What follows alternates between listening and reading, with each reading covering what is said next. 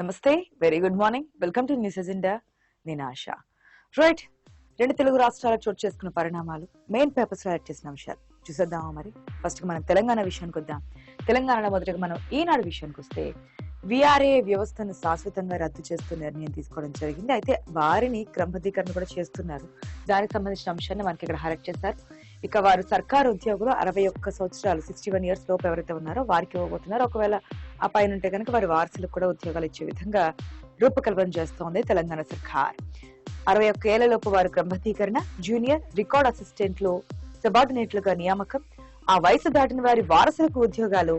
CM నిర్ణయం, నేడు ఉత్తర్వులు జారీ చేయాలని ఆదేశాలు జారీ చేశారు. సో మొత్తంగా విఆర్ఏ వ్యవస్థ రద్దు చేసినప్పటికీ వారికి శాశ్వతంగా సర్కారు కొలులు ఇచ్చినటువంటి పరిస్థితి. దానికి సంబంధించి విఆర్ఏ నాయకులు నిన్న కేసీఆర్ కి ధన్యవాదాలు తెలుపుతున్నటువంటి పిక్చర్ ఇక్కడ హైలైట్ చేశారు. అదేవిధంగా హైకోర్టు ప్రధాన న్యాయమూర్తిగా జస్టిస్ అలోక్ ఆరాధే ప్రమాణ స్వీకారం చేస్తారని, ఈ ప్రమాణ స్వీకారానికి గవర్నర్ తమిళిసై సౌందరరాజన్ తో పాటు సీఎం కేసీఆర్ కూడా హాజరయ్యారు. పాల్గొన్న ముఖ్యమంత్రి కేసీఆర్, మంత్రులు, న్యాయమూర్తులు. తెలంగాణ హైకోర్టు 6వ ప్రధాన న్యాయమూర్తిగా జస్టిస్ అలోక్ ఆరాధే ప్రమాణ స్వీకారం చేశారు. రాజ్భవన్ లో ఆదివారం ఉదయం 11 గంటలకు గవర్నర్ తమిళిసై సౌందరరాజన్ ఆయనతో ప్రమాణం చేయించారు. ఈ కార్యక్రమానికి ముఖ్యమంత్రి కేసీఆర్ హాజరయ్యారు. రాష్ట్ర హైకోర్టు ప్రధాన న్యాయమూర్తిగా పనిచేసిన జస్టిస్ ఉజ్జల్ బుయాన్ పదోన్నతిపై సుప్రీంకోర్టుకు వెళ్లడంతో ఆయన స్థానంలో జస్టిస్ ఆరాధేను నియమించడం జరిగింది. సో ఆ ప్రమాణ స్వీకారానికి సంబంధించిన పిక్చర్ ని కూడా మనకి ఇక్కడ హైలైట్ చేశారు. ఇక మనం మాట్లాడుకుని ఉంటాం, ఎలక్షన్స్ దగ్గరకు వచ్చేస్తున్నాయి కాబట్టి ఎక్కడ ఏ విధంగా ఉంది, ఏ వర్గానికి సంబంధించిన వారిని ఏ విధంగా అట్రాక్ట్ చేసుకోవాలి, ప్రభుత్వం వైపు మలుచుకోవాలి, లేదంటే ప్రతిపక్షాలు అయితే ఆ పార్టీ వైపు ఏ విధంగా తిప్పుకోవాలనే ప్రయత్నాలు చేస్తుంటారు. దానిలో భాగంగా అధికార పార్టీ కాస్త ఎడ్జ్ ఉంటుంది. ఎందుకంటే హామీలు ఇవ్వడానికైనా, అది అమలు చేయడానికైనా, సో ప్రజలను ఆకర్షించడానికైనా కాస్త అధికార పార్టీకి ఎడ్జ్ ఉంటుంది. కాస్త కాదు, ఎడ్జ్ అయితే ఉంటుంది. సో దానిలో భాగంగానే తెలంగాణ సర్కార్ అనేక సంక్షేమ కార్యక్రమాలు కావచ్చు, ఇవన్నీ చేస్తున్నారు. సో మొన్న ఏదైతే బీసీలకు ₹1,00,000 ఆర్థిక సహాయం అని చెప్పారు కదా, దానికి సంబంధించి డెడ్ లైన్ కావచ్చు, ఆ సర్టిఫికేట్ల జారీ కావచ్చు, ఆ జాప్యము, ఆన్లైన్ బిజీ, ఇవన్నీ కూడా మనం చూసాం. ఎట్టకేలకు ₹1,00,000 ఆర్థిక సహాయానికి సంబంధించి ముందుకెళ్ళింది తెలంగాణ సర్కార్. ఇప్పుడు మైనార్టీల విషయానికి వచ్చారు.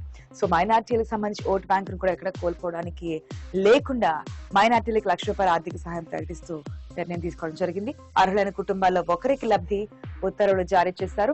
దేశంలో ఏ రాష్ట్రంలోనూ లేని విధంగా మైనార్టీలకు పథకాలు, ముఖ్యమంత్రి కేసీఆర్ నిర్ణయాన్ని ఇక్కడ మనకి హైలైట్ చేశారు. రాష్ట్రంలో మైనార్టీల సంక్షేమం, సాధికారత కోసం 100% సబ్సిడీతో ₹1,00,000 ఆర్థిక సహాయం అందించనున్నట్లు కేసీఆర్ ప్రకటించారు. అర్హులైన కుటుంబాల్లో ఒకరికి లబ్ధి చేకూర్చినట్లుగా వెల్లడించారు. మైనార్టీల సంక్షేమానికి ప్రభుత్వం కట్టుబడి ఉందని, వారి సామాజిక, ఆర్థిక, విద్యా సాధికారతకు పలు పథకాలను అమలు చేస్తున్నామన్నారు. రాష్ట్రంలో కుల మతాలకు అతీతంగా పేదరికాన్ని దూరం చేసేందుకు ప్రభుత్వం పనిచేస్తుందంటూ కూడా పేర్కొన్నారు. కానీ ఇది ఎంతవరకు ఎంత మందికి చేరుతుంది? ఓకే, పథకాలు స్టార్ట్ చేస్తున్నారు. ఇవి బీసీలకు ఆర్థిక సహాయమా, లేదంటే మైనార్టీలకు ఆర్థిక సహాయం అని కాదు, అయితే లిస్ట్ తయారు చేస్తున్నారు. కుటుంబానికి ఒకరికి అంటున్నారు, ఎంతమంది వరకు ఇస్తున్నారు, ఎవరికి ఇస్తున్నారు, నిజంగా అర్హులైన వారికి ఇది చెందుతుందా అనేది కూడా ఒక పాయింటే. రైట్, మణిపూర్ పైన పట్టు. ఈ రోజు మరలా పార్లమెంట్ సమావేశాలు స్టార్ట్ కాబోతున్నాయి కాబట్టి మణిపూర్ ఘటననే ప్రధానంగా చర్చించబోతున్నట్టు తెలుస్తోంది. సుదీర్ఘ చర్చకు నేడు ఒత్తిడి చేయనున్న ప్రతిపక్షాలు. మోదీ ప్రకటనకు డిమాండ్, స్వల్ప చర్చకు ప్రభుత్వం సిద్ధం, విపక్షాలు సహకరించాలని వినతి. ఇక మళ్లీ ప్రమాదకర స్థాయికి యమునా నది చేరింది. ఢిల్లీకి వరద ముప్పు, నీటి మునిగిన అహ్మదాబాద్ విమానాశ్రయం. మొన్న వచ్చిన వర్షాలతో, అంటే భారీ వర్షాలు నమోదయ్యాయి కదా, సో ఆ భారీ వర్షాలకి ఢిల్లీ మొత్తం కూడా ఫ్లడ్స్ వచ్చాయి. మొత్తం అది వాటరా, అంటే రోడ్డా, లేదంటే నదా అని తెలియనటువంటి పరిస్థితి మనం చూసాం. చాలా ప్రాంతాలు నీటి మునిగాయి. కొన్ని వాహనాలు కాదు, బిల్డింగ్స్ కూడా కొట్టుకుపోయినటువంటి పరిస్థితి మనం చూసాం. అయితే వర్షాలు తగ్గిన తర్వాత కాస్త వరద ముప్పు తగ్గుముఖం పట్టింది. మరలా ఇప్పుడు వర్షాల కారణంగా వరద ముప్పు అయితే ఢిల్లీకి ఉన్నట్టుగా తెలుస్తోంది. ముంపు ముంగిట నగరాలు. వరంగల్, హన్మకొండలో పూర్తి కాని నాలాల విస్తరణ పనులు. ఎందుకంటే ఈ నాలాల విస్తరణ కానీ, లేదంటే కొన్ని మరమ్మతులు కానీ, ఇవన్నీ కూడా ఎప్పుడు నిర్వహిస్తారంటే ఈ సీజన్ కి ముందే, వర్షాకాలానికి ముందే, సమ్మర్ సీజన్ లోనే ఇవన్నీ చేస్తుంటారు మరమ్మతులన్నీ. సో సమ్మర్ సీజన్ లో పట్టించుకోలేదు, ఆల్రెడీ రెయినీ సీజన్, అంటే వర్షాకాలం వచ్చేసింది, వర్షాలు పడుతున్నాయి, ఇప్పటికీ ఇంకా మరమ్మతు పనులు కాలేదు అనేది మనకి ఇక్కడ హైలైట్ చేశారు. 35 సెగ్మెంట్లలో ప్రతికూలంగా ఉంది అంటుంది కాంగ్రెస్. నిన్న భేటీ అయ్యారు మైత్రి ఠాక్రేతో పాటు కాంగ్రెస్ నాయకులు 5 లోక్సభ స్థానాల పరిధిలోని వాటికి దీటైన అభ్యర్థులను వెతకాల్సిందే. కాంగ్రెస్ పిఎసి సమావేశంలో వ్యూహకర్త సూచన. ప్రతి లోక్సభ స్థానం పరిధిలో 2 సీట్లు బీసీలకు ఇవ్వాలంటూ కూడా రేవంత్ రెడ్డి మాట్లాడారు. 100 రోజుల కార్యాచరణపై నాయకుల చర్చ. ఎందుకంటే ఈ 100 రోజులే ఉన్నాయి. ఎవరైనా ఏ పార్టీ నాయకులైనా వారి కార్యాచరణ గాని వ్యూహాలు, ప్రతి వ్యూహాలు ఆకర్షించడానికి మేనిఫెస్టో అంటే చాలా కీలకం. సో ఆ మేనిఫెస్టోలో ఏమేమి రూపొందిస్తారు, ప్రతిపక్షాలు కాంగ్రెస్ పక్కన డిక్లరేషన్స్ అంటూ ముందుకెళ్తుంది. సో ఇక్కడ డిక్లరేషన్స్ ఏం ప్రకటించబోతున్నారనే ధీటుగా అధికార పార్టీ కూడా మేనిఫెస్టో రూపొందించబోతున్నట్టుగా తెలుస్తోంది. రెడీకా సాక్షి విషయానికి వద్దాం. సాక్షిలో వీఆర్ఏ వ్యవస్థ రద్దుకు సంబంధించిన అంశాన్ని కూడా మనకి ఇక్కడ ప్రధానంగా హైలైట్ చేశారు. వారంతా రెవెన్యూ శాఖలోనే క్రమబద్ధీకరణ, ఆ తర్వాత ఇతర శాఖల్లో సర్దుబాటు చేయబోతుంది తెలంగాణ సర్కార్.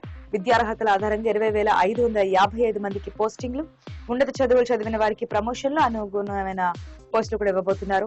61 ఏళ్లు నిండినా చనిపోయిన వీఆర్ఏల వారసులకు కారణ నియామకాలు కూడా చేయబోతున్నారు. నియామకాలు ఉన్నత స్థాయి సమీక్షలో నిర్ణయం తీసుకున్నటువంటి కేసీఆర్ సంబంధించిన అంశాన్ని మనకి హైలైట్ చేశారు.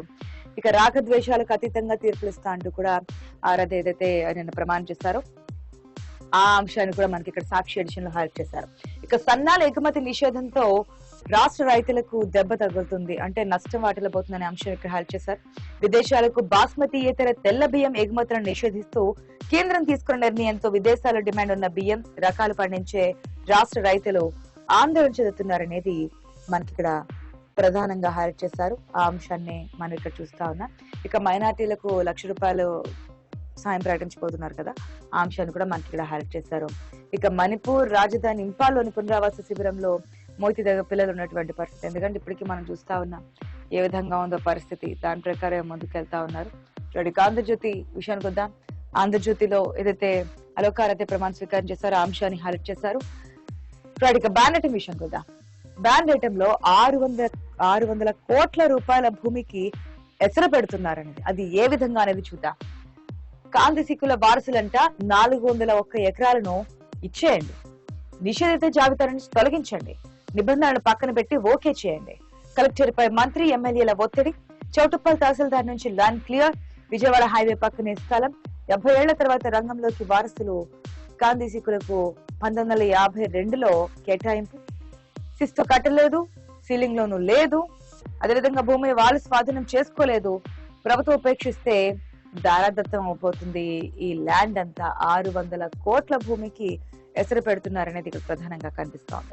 అదేవిధంగా ఏదైతే నిన్న కాంగ్రెస్ నాయకులు భేటీ అయ్యారో, 100 రోజుల కార్యాచరణ ప్రణాళికలు ఏ విధంగా ముందుకు వెళ్ళాలి, ఏ సెగ్మెంట్లు ఎవరి నుంచి పెట్టాలి, ఎంపీ స్థానాలు కావచ్చు, లేదంటే 119 నియోజకవర్గాలకు సంబంధించి ఎమ్మెల్యే క్యాండిడేట్స్ ని ఎవరిని నియమించాలనేది మాక్సిమం రాష్ట్ర నాయకుల చేతిలో ఉండకపోవచ్చు. ఎందుకంటే మన రాహుల్ గాంధీ చేసినటువంటి కామెంట్ ప్రకారం ఎవరికి హామీలు ఇవ్వద్దు, సర్వే ప్రకారం ఎవరైతే అర్హుల వారికి అగ్రనాయకత్వం సూచిస్తుందని చెప్తున్నారు. కాబట్టి సో లిస్ట్ అయితే రెడీ చేయబోతున్నారేమో, ఎవరెవరికి ఇచ్చే విధానం ఉంది, ఎంతమంది పోటీ పడుతున్నారు, ఇదంతా కూడా.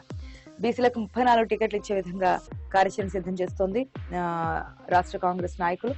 ప్రతి లోక్సభ నియోజకవర్గ పరిధిలో 2 అసెంబ్లీ స్థానాలు కేటాయిద్దాం. టీపీసీసీ రాజకీయ వ్యవహారాల కమిటీ సమావేశంలో రేవంత్ రెడ్డి ప్రతిపాదన. బీసీ డిక్లరేషన్ లో ప్రకటించాలనే నిర్ణయం. 30న కొల్లాపూర్ లో ప్రియాంక సభ. ఆగస్టు 15న బీసీ ఎస్టీ మైనార్టీ గర్జన ఉండబోతోంది. అధికారంలోకి రాగానే పాలమూరు పూర్తి చేస్తాం. కాంగ్రెస్ కు కంచుకోట ఉమ్మడి పాలమూరు.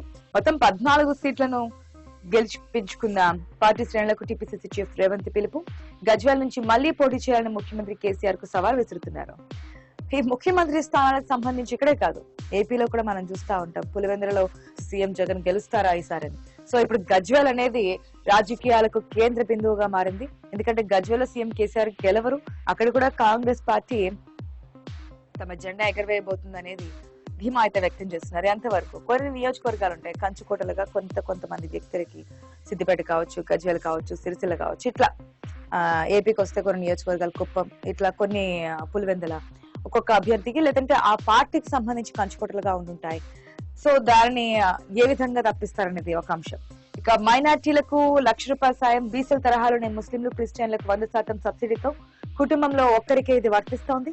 నేడు ఓబీ ఎంఎంఎస్ పోర్టల్ ద్వారా చేసుకున్న దరఖాస్తుల పరిగణన తీసుకుంటుపోతున్నారు. క్రిస్టియన్ మైనార్టీల నుంచి కొత్తగా స్వీకరణ. ఉత్తర్వులు జారీ చేసిన రాష్ట్ర ప్రభుత్వం పేదరికాన్ని పారద్రోలమే లక్ష్యం అంటూ కూడా కేసీఆర్ మాట్లాడుతూ ఉన్నారు. ఆ అంశాన్ని కూడా మనకి ఇక్కడ హైలైట్ చేశారు. మిల్లింగ్ నేతలకు ఫండింగ్, బియ్యం రికవరీ చేయకుండా రాష్ట్ర సర్కార్ మొద్దు నిద్రపోతుందనే అంశాన్ని ఇక్కడ హైలైట్ చేశారు. మిల్లర్లతో మిలాఖత్, వేల కోట్ల రూపాయలు ధాన్యం ఇచ్చి చోద్యం, మిల్లింగ్ చేయకున్నా ధాన్యాన్ని తెగనమ్ముకున్నా చర్యలు లేవు. అధికార బీఆర్ఎస్ కు బంగారు బాతుల రైస్ మిల్ పరిశ్రమ అనేది ఉంటుంది. కలెక్టర్లు, అదనపు కలెక్టర్లు, డిఎంలు, డిఎస్ఓల ప్రేక్షక పాత్ర. వచ్చే ఎన్నికల కోసం బీఆర్ఎస్ నేతలకు మిల్లర్ల ఫండింగ్. 2022-23 రెండు పంటలవి 75 లక్షల టన్నుల బకాయిలు, విలువ 26,250 కోట్లు 2 నెలల్లో కార్పొరేషన్లకు ఇవ్వాలి అంటూ కూడా మనకి హైలైట్ చేశారు. ఇక మెడికల్ కాలేజీల్లో తెలంగాణ @5, కళాశాలలు సీట్ల పరంగా 5వ స్థానంలో రాష్ట్రం అనేది ఉంది తెలంగాణ రాష్ట్రం. కాలేజీల సంఖ్యలో తమిళనాడు, సీట్లలో కర్ణాటక టాప్ లో ఉన్నాయి. 40% ఎంబీబీఎస్ సీట్లు, 38% కాలేజీలు దక్షిణాదిలోనే ఉన్నాయి. టాప్ 5 లో 3 దక్షిణాది రాష్ట్రాలంటూ కూడా కేంద్రం వెల్లడించింది. ఆ అంశాన్ని మనకి ఇక్కడ హైలైట్ చేశారు. మణిపూర్ లో జరుగుతున్నటువంటి ఘటనలు మనం చూస్తా ఉన్నాం కదా. మన కుకీ జాతికి తెగకు చెందినటువంటి 2 మహిళలని వివస్త్రణ చేసి అత్యాచారం చేసిన ఘటన. ఆ తర్వాత ఈ ఘటనలన్నీ చోటు చేసుకుంటూ ఉన్నాయి. పార్లమెంట్ లో కూడా విపక్షాలు పట్టుబడుతున్నాయి దీనిపై చర్చకి. అయితే మరో దారుణం చోటు చేస్తుంది అదే మణిపూర్ లో. అదేం చూద్దాం. మణిపూర్ లో 18 ఏళ్ల యువతిని అపహరించి సామూహిక అత్యాచారం చేశారు. ప్రత్యర్థి వర్గం మహిళలే పురుషులకి అప్పగించిన వైనం. మే 15న ఘటన. గత శుక్రవారం ఎఫ్ఐఆర్ నమోదు. చూరాచంద్పూర్ లో కాల్పులు. నేడు పార్లమెంట్ లో మణిపూర్ పై విపక్షాల పట్టు చేతులెత్తి కోరుతున్న చర్చకు రండి. కేంద్ర మంత్రి అనురాగ్ ఠాకూర్. ప్రత్యర్థి వర్గం మహిళలే పురుషులకు అప్పగించిన వైనం. మహిళలకి తోడు లేకుండా ఈ విధంగా పరిస్థితులు చోటు చేసుకుంటున్నాయంటే అదే కదా. ఎటువైపు పోతున్నాయి పరిస్థితులు, ఎటువైపు పోతుంది రాష్ట్రం, ఏ విధంగా ఉంటున్నారు సమాజంలో మనుషులు అనేది మణిపూర్ లో వెలుగులోకి వస్తున్నటువంటి ఒక్కొక్క ఘటన ఒక్కొక్క ఉదాహరణగా మారుతూ ఉంది. సో దీన్ని ఎక్కడ పులి స్టాప్ పెడతారు? ఈ అత్యాచారాలకి మహిళలకి స్వేచ్ఛ లేదా? స్వేచ్ఛే కదా, కనీసం ఇంట్లో ఉన్న రక్షణ లేదా అనే ఒక పాయింట్ తెర మీదకి వస్తుంది. ఈ మణిపూర్ ఘటనకు సంబంధించి ఎటువంటి నిర్ణయం తీసుకుంటారు, ఎటువంటి శిక్ష వేయబోతున్నారు, ఇటువంటి మరలా జరగకుండా ఉండాలి, ఒక మణిపూర్ లోనే కాదు వేరే రాష్ట్రాల్లో కూడా జరగకుండా ఉండాలంటే ఎటువంటి చర్యలు తీసుకోబోతున్నారు? సుప్రీంకోర్టు చెప్తున్న దాని ప్రకారం మీరు యాక్షన్ తీసుకుంటారో మమ్మల్ని యాక్షన్ తీసుకోమంటారా అంటూ కూడా సుప్రీంకోర్టే మాట్లాడుతుంది. కాబట్టి ఎటువంటి చర్యలు తీసుకోబోతున్నారు కేంద్ర రాష్ట్ర ప్రభుత్వాలు అనేది ఒక ప్రశ్నగా మారుతోంది. రెడీగా నమస్తే తెలంగాణ విషయానికి వద్దాం. నమస్తే తెలంగాణలో మనకి ప్రధానంగా ఫ్యూడల్ జాడపై వేటు, వీఆర్ఏలకు ప్రభుత్వ ఉద్యోగాలు ఏదైతే వీఆర్ వ్యవస్థను రద్దు చేశారో, క్రమబద్ధీకరణ చేశారో ఆ అంశాన్ని మనకి ఇక్కడ హైలైట్ చేశారు. ఒకసారి కేసీఆర్ మాట్లాడిన కామెంట్ చూద్దాం. రాష్ట్ర వ్యాప్తంగా 20,555 మంది వీఆర్ఏలు పనిచేస్తున్నారు. వీరిలో నిరక్షరాస్యులు, 7వ తరగతి పాస్ అయిన వారు, 10వ తరగతి పాస్ అయిన వారు, ఇంటర్ పాస్ అయిన వారు, డిగ్రీ ఆపై ఉన్నత చదువులు చదివి ఉన్నవారు ఉన్నారు. నిబంధనలకు అనుగుణంగా ఆయా శాఖల్లో వారిని భర్తీ చేస్తాం. తరతరాలుగా సామాజిక సేవ చేస్తున్న వీఆర్ఏల త్యాగపూరిత సేవ గొప్పది. మారిన పరిస్థితుల్లో వీఆర్ఏల వృత్తికి ప్రాధాన్యం తగ్గింది. ఈ నేపథ్యంలో వారిని పర్మనెంట్ చేసి ప్రభుత్వ ఉద్యోగాలుగా తీసుకుంటున్నామంటూ మాట్లాడారు. ప్రతి ఒక్క వీఆర్ఏలో కూడా ఆనందం ఉన్నటువంటి పరిస్థితి. దానికి ఏదైతే ఆరాధన ప్రమాణం చేశారో ఆ అంశాన్ని కూడా మనకి ఇక్కడ నమస్తే తెలంగాణ ఎడిషన్ లో హైలైట్ చేశారు. ఇక బీఆర్ఎస్ లేకుండా కేంద్రం ఉండదంటూ కూడా హరీష్ రావు చేసిన కామెంట్.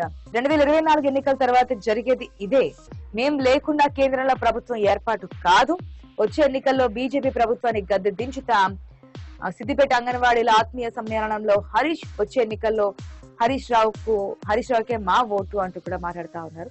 సో కేంద్రంలో ఏర్పడేది ఏ పార్టీ అయినా కావచ్చు, అటు ఎన్డీఏ కూటమా లేదంటే ఇండియా కూటమా, ఏ కూటమి అయినప్పటికీ కూడా దాంట్లో బీఆర్ఎస్ పాత్ర అనేది ఉంటుంది. ఎందుకంటే వీళ్ళ యొక్క ముద్ర లేదంటే వీరి యొక్క మద్దతు లేకుండా కేంద్రంలో ఏ పార్టీ కూడా ఫామ్ చేయలేదనేది హరీష్ రావు చెప్తున్నటువంటి మాట. రైట్, ఇక తెలంగాణ ఎడిషన్ సంబంధించి ఫైనల్ గా వెలుగు విషయానికి వద్దాం. వెలుగులో ఏదైతే నిన్న హైకోర్టు సీజర్ జగన్ జస్టిస్ అలోకార్ అదే ప్రమాణ స్వీకారం చేశారో ఆ అంశాన్ని హైలైట్ చేశారు. ఇక అటు వాగు దాటలేక ఊపిరి ఆగిపోయింది.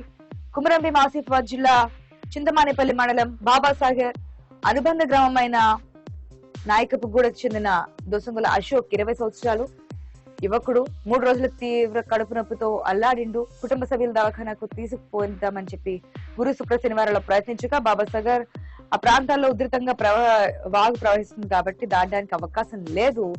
సో ఇంటి దగ్గర చనిపోయిన ఘటన. ఇక ప్రాణాలు తెగ్గించి ములుగు జిల్లా వెంకటాపురం మండలం సీతారాంపురంకు చెందిన వాంతుల విరోచనతో బాధపడుతున్న కుర్సం సిద్ధు 17 సంవత్సరాల యువకుడు వైద్య చికిత్స కోసం వాగు దాటిస్తున్న యువకులు వీళ్ళు కొద్ది రోజులుగా కురుస్తున్న భారీ వర్షాలకు తిప్పాపురం పంచాయతీలకు వద్ద వాగు పొంగడంతో 5 గిరిజన గ్రామాలకు రాకపోకలు బంద్ అయినాయి. సీతారాంపురం గ్రామానికి వెళ్లే రహదారిపై కుంకుమ అడుగు ఉధృతంగా ప్రవహిస్తుంది. దీంతో కట్టెకు జోలలాగా కట్టి అందులో సిద్ధును వేసుకొని అటు ఇటు మోసుకుంటూ ప్రాణాలు తెగించి దవాఖానకు తీసుకెళ్లారు. ప్రాణాలైతే దక్కాయి, ఎటువంటి ప్రాణ నష్టం జరగలేదన్నమాట. ఇటు వ్యాధులు అటు వాగులు. సాధారణంగా ఈ సీజనల్ డిసీజెస్ అనేది క్లైమేట్ కొంచెం చేంజ్ అయినప్పుడు అంటే వర్షాకాలం నుంచి శీతాకాలం లేదంటే సమ్మర్ నుంచి వేసవకాలం నుంచి వర్షాకాలం ఇట్లా మారుతున్నప్పుడు సీజనల్ డిసీజెస్ అనేది మనకు చూస్తుండే, ఎందుకంటే వాతావరణంలో వస్తున్నటువంటి మార్పుల నేపథ్యంలో. సో సిటీస్ వరకు ఓకే, కానీ గిరిజనుల పరిస్థితి ఏంటి? ఆ వాగులు వంకలు పొంగి పొర్లుతున్నాయి, కొన్నిసార్లు కట్టలు తెంచుకుని ఉంటాయి. సో వాళ్ళకి ట్రాన్స్పోర్ట్ ఉండదు, మామూలు పరిస్థితుల్లోనే ట్రాన్స్పోర్ట్ ఉండదు. డోలల సాయంతో తీసుకెళ్తుంటారు. ఎంతమంది మనం కూడా రీసెంట్ గా కూడా చూసాం, డోల్ సాయంతో తీసుకెళ్తున్నప్పుడు గర్భిణీ మృతి చెందినటువంటి ఘటన. సో ఇక ఈ విధంగా వాగులు ఉప్పొంగి ప్రవహిస్తున్నప్పుడు వారి బాధలు వర్ణనాతీతం. గోసపడుతున్న అడవి బిడ్డలు, ఏజెన్సీ గ్రామాల్లో ప్రబలుతున్న విష జ్వరాలు, దవాఖానాలకు వెళ్లేందుకు అడ్డు తగులుతున్న వాగులు, బురద రోడ్లు, అష్ట కష్టాల మీద ఎడ్ల బండ్లు, డోలీల్లో పేషెంట్ల తరలింపు, పిఎస్సీలో అరకొర వైద్య సేవలు, గాల్లో కలుస్తున్న నిండు ప్రాణాలు, కాగితాలకే పరిమితమైన వాగులపై వంతెనలు అనేది ఒక తొందరగా అంటే సర్కార్ అన్ని చర్యలు తీసుకుంటుంది. సో దీని ప్రకారం కూడా ఒక నిర్ణయం తీసుకొని ముందుకెళ్తే అడవి బిడ్డలకు కూడా ఆనందం కలిగజేసిన అంశం అవుతుంది. ఆగస్టు తొలి వారంలో అసెంబ్లీ సమావేశాలు 5 నుంచి 7 రోజుల పాటు జరిపే ఛాన్స్ అయితే ఉంటుంది. సెకండ్ టర్మ్ పాలనలో అసెంబ్లీకి ఇదే చివరి సెషన్. అంటే రెండోసారి కూడా బీఆర్ఎస్ అధికారంలోకి వచ్చింది కదా, సో ఇదే లాస్ట్ సెషన్ అవబోతుంది. ఎలక్షన్స్ నాటికి ఎన్నికల ఎజెండాగా సమావేశాలు నిర్వహించేలా ప్లాన్ ప్రభుత్వం చేసిన పనులను చెప్పుకోవడానికి ప్రాధాన్యం ఇవ్వబోతున్నారు. ఆ అంశాన్ని హైలైట్ చేశారు. ఇక మైనార్టీలకి ₹1,00,000 సాయం మంత్రి చెప్పిన వాళ్ళకి ఇంతకుముందు మనం మాట్లాడున్నాం కదా, అయితే బీసీల డిక్లరేషన్ లో కావచ్చు, డిక్లరేషన్ కాదు, బీసీల ఆర్థిక సాయం విషయంలో కావచ్చు, దళిత బంధులో కూడా చాలా అవకతవకలు జరిగి అవినీతి చోటు చేసుకుంది. సో ఇప్పుడు మైనార్టీలకు ₹1,00,000 ఆర్థిక సహాయం ఏ విధంగా ఎవరికి ఇస్తారు, ఏ విధంగా అర్హుల జాబితాలని రెడీ చేస్తారనే ఒక కీలక పాయింట్. ఆడి విమర్శలు స్టార్ట్ అవబోతున్నాయి కాబట్టి అధికార పార్టీ ఏ విధంగా లిస్ట్ రెడీ చేస్తున్నారో చూద్దాం. సో మొత్తంగా తెలంగాణ స్టేట్ కి సంబంధించి